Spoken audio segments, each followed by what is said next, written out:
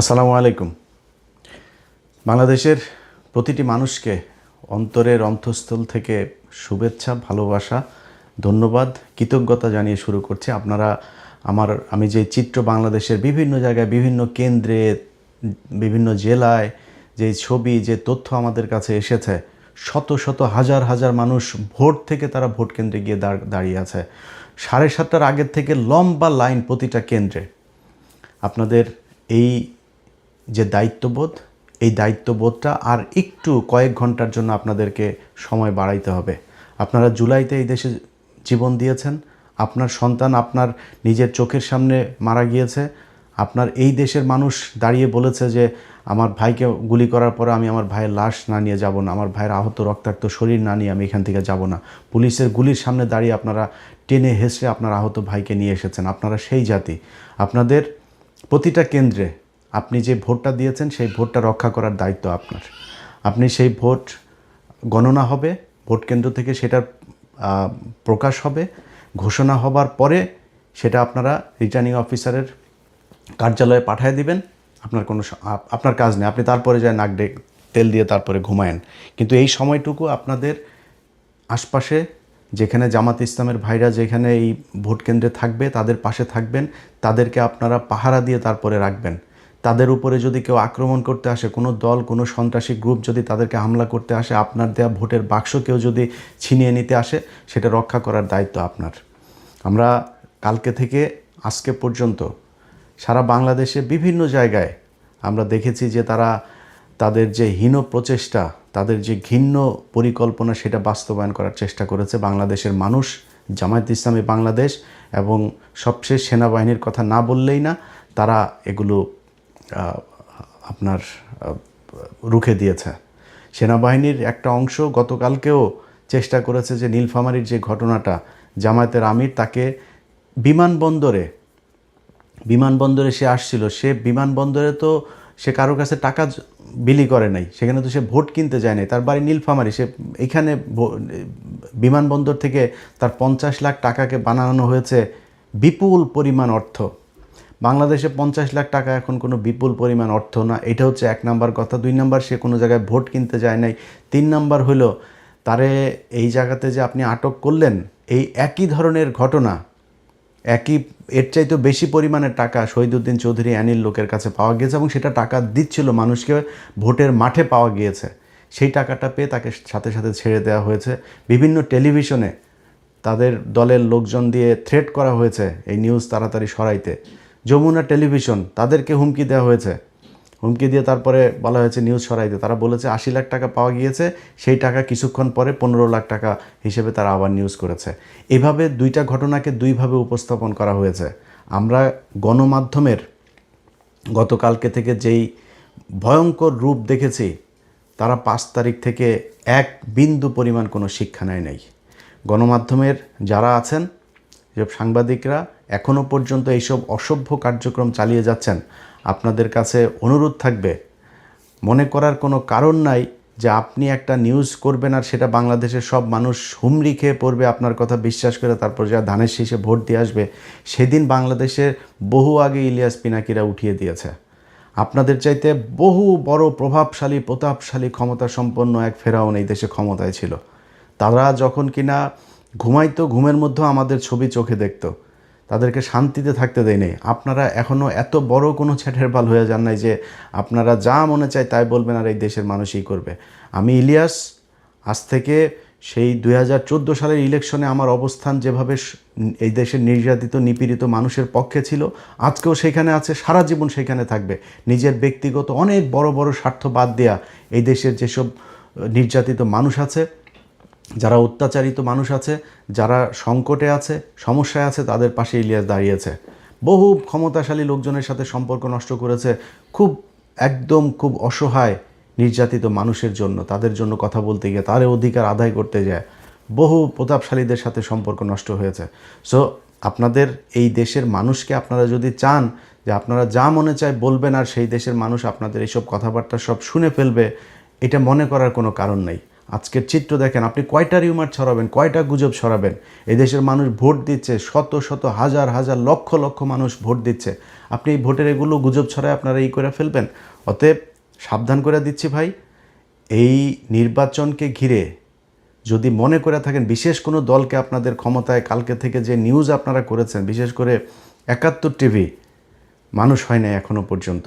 এইখানে এক দলের দালালরা বের হয়ে আরেক দল আছে, তারা এসে RTV, এরা এসে নিউজ করছে। দ্বার প্রান্তে তারেক রহমান প্রধানমন্ত্রী আবার গণভবনের দরজার মধ্যে যা দাঁড়ায় আছে। আরে বাবা রে বাবা, মানে অবস্থা করুণ অবস্থা। তারা প্রধানমন্ত্রী না পারে বানায় দেয়, পত্রিকা অফিসে যদি সেই ক্ষমতা থাকতো কালকে বসায় দেয়, আজকে নির্বাচন হইতে দিত না। এরকম পরিস্থিতি এটা করেছে এই দেশের গণমাধ্যম। তাদের এই ভয়ঙ্কর রূপ কালকে থেকে দেখছি। আজকে আশা করি এই মানুষের, আপনাদের লোকজন তো বাইরে আছে, মাঠে দেখছে কেন্দ্রগুলোর অবস্থা, আমরাও দেখছি। অতএব এদেরকে একটু বোঝার চেষ্টা করেন, এদের চোখের ভাষা দেখার চেষ্টা করেন, কি বলতে চায় এরা, কি বুঝাইতে চায়, কে কাকে ভোট দিবে, কারা ক্ষমতায় আসবে, এখনও সময় আছে কিছুক্ষণের জন্য। সো খুব সাবধানে আপনাদেরকে কাজ করতে হবে। সেনাবাহিনী সেই নীলফামারীতে যেই ঘটনাগুলো হয়েছে সেখানেও DGFIর ৩-৪ জন অফিসার জড়িত, কিন্তু এই সেনাবাহিনীর কিছু অংশ তারা এখনও চেয়েছে যে কোনোভাবে হচ্ছে বিএনপিকে ক্ষমতায় এনে তারপরে ১.৫ বছরের মাথায় শেখ হাসিনাকে ক্ষমতায় আনতে, এই দেশের রাজনীতিতে নিয়ে আসতে হবে। এই অবস্থায় এই দেশে চলবে না। আপনারা হাসিনাকে আর আওয়ামী লীগকে, ইন্ডিয়াকে যে যত আনতে চাবেন সে তত সমস্যায় পড়বেন। তার বিরুদ্ধে আজকে আমি পিনাকি, আমরা কেন আজকে আপনাদের বিরুদ্ধে থাকব? আপনারা ৫ তারিখের পর থেকে এখন পর্যন্ত প্রথমেই বুকে চিন চিন করে রে আপনার এই শেখ মুজিবের ইয়েতে মূর্তি ভাঙা দেখা, এটা দিয়ে শুরু হয়েছে। তারপরে আপনারা আওয়ামী লীগের প্রতি প্রেম, আওয়ামী লীগের এই দৃশ্য দেখে আপনাদের খুব খারাপ লেগেছে। তারপরে আওয়ামী লীগকে এই দেশে রাজনীতি করতে দিবেন, সব মামলা তুলে নেবেন, আওয়ামী লীগ বিএনপি ভাই ভাই, এগুলো বহু শয়তানি। 2 দিন আগে তারেক রহমানের মতো মানুষ বলে শেখ হাসিনার সন্তানেরা, পরিবারের লোকজনেরা যদি চায় তাহলে রাজনীতিতে আসতে পারেন। আপনি কে ভাই? আপনি আওয়ামী লীগকে রাজনীতি করতে দেওয়ার কে? আপনি এখন প্রধানমন্ত্রী হয়েছেন, আপনি এই যে ঘোষণাটা দিলেন, এই ঘোষণা দিয়ে আপনার অর্ধেক ভোট নষ্ট করেছেন। আপনারা মনে করেন যে আওয়ামী লীগের ভোট নিয়ে, বাংলাদেশে আওয়ামী লীগের ভোট নাই ভাই। কয় পার্সেন্ট নেবেন? 5%, 10%? ভোট দিতে যাবে না অর্ধেক। যেগুলি যাবে তাদের উপরে আপনারা যে নির্যাতন করেছেন এই গেল 1.5 বছরে, এই মামলা বাণিজ্যের নামে, এগুলো আওয়ামী লীগের লোকজন ভুলে গিয়েছে।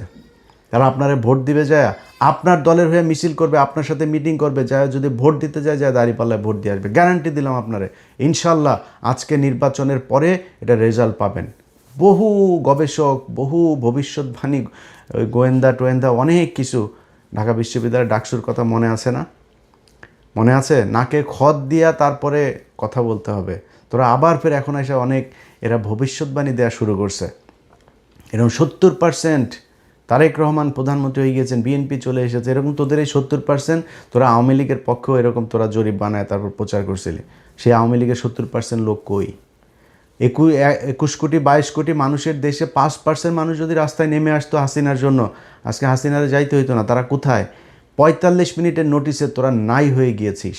এটাই হয় বর্জুয়া এই পুঁজিবাদী শাসন ব্যবস্থায় যারা নিজের পেটের চিন্তা করে তাদের রাজনীতিগুলো রাতারাতি পরিবর্তন হয়ে যায়। যারা আওয়ামী লীগ করতো তাহাই এখন বিএনপির অবস্থা খারাপ হবে, তারাই আবার আওয়ামী লীগে যায় যোগ দিবে।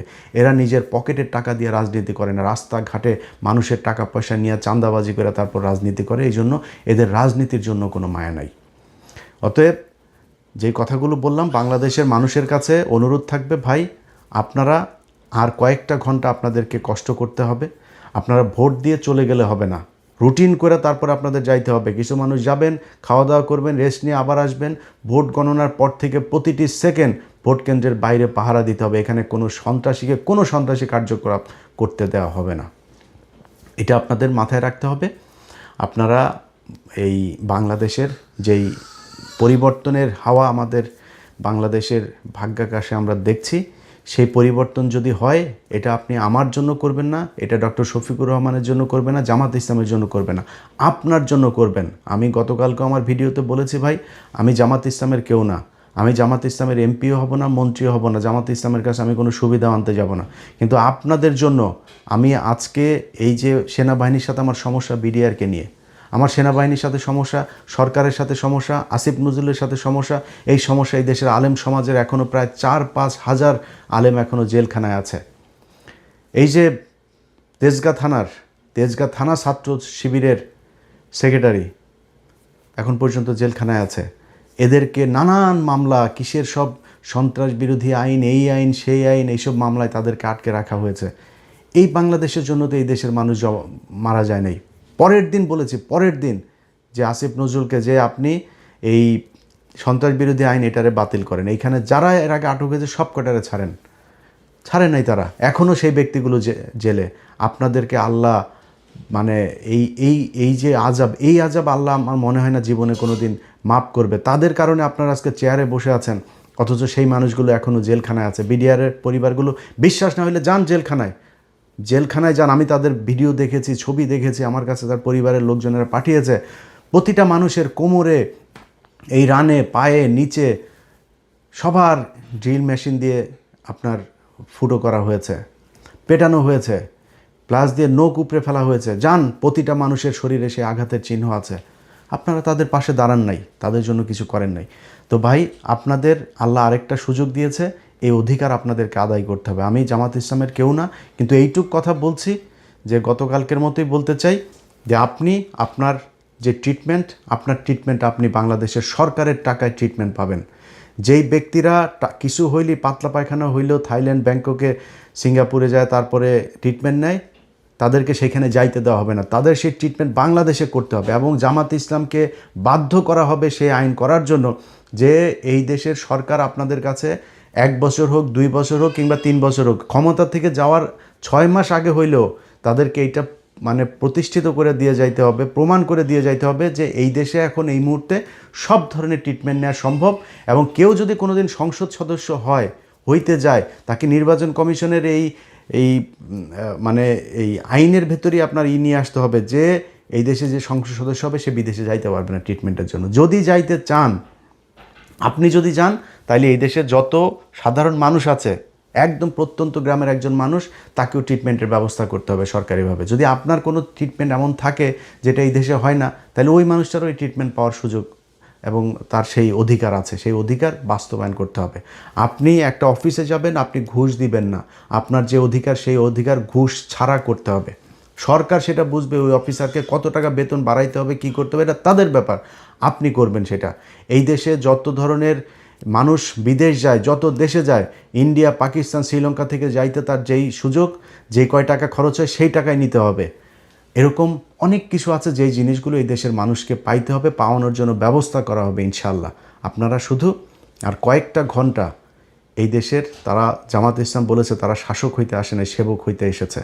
এই সেবকদেরকে সেবা করার জন্য যে সুযোগ তৈরি করে দেওয়া দরকার, সেটার দায়িত্ব এখনও আপনাদের হাতে। আপনারা ভোট কেন্দ্রগুলোতে থাকবেন, পাহারা দিবেন। এবং সবশেষ আবারও সেনাবাহিনীকে আগেও বলেছে যে ভাই, আপনারা আমাদের সার্বভৌমত্বের প্রতীক, আপনারা ছাড়া এই দেশ কেউ ঠিক করতে পারবে না। আপনারা যেভাবে দায়িত্ব পালন করছেন, আমার বিশ্বাস আপনাদের হারানো যে ঐতিহ্য, যে কালিমা আপনাদের শরীরে লেগেছে, সেটা সরিয়ে আপনারা আবার ফের এই ভোটের মাধ্যমে মানুষের অন্তরে জায়গা করে নেবেন। সেই প্রত্যাশা থাকলো। দেশবাসীকে বিজয়ের ঠিক দ্বার প্রান্তে সবাইকে অভিনন্দন জানিয়ে শেষ করছি। আসসালাম।